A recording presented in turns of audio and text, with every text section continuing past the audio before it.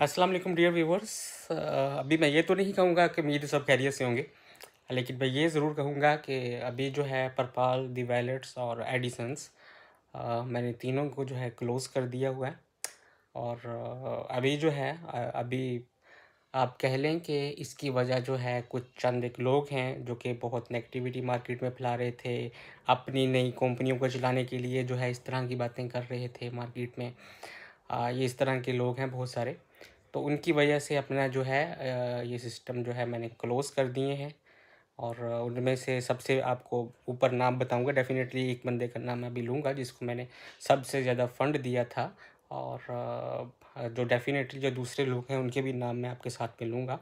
लेकिन यहाँ पे आपको ये बताता चलूँ कि जो इस वक्त सबसे ज़्यादा बत्ती जो बल रही है ना, जो पंजाबी बोलते हैं बत्ती बल रही है, जो बत्ती बल रही है वो हारस खान है। हारस बेग साहब हैं जिनकी बत्ती जो है ज़्यादा बल रही है। और अभी जो है इनको मैंने जो है गालबन अगस्त या सितंबर में 20 करोड़ रुपए तक का जो है विड्रॉ इनको प्रोसेस किया था।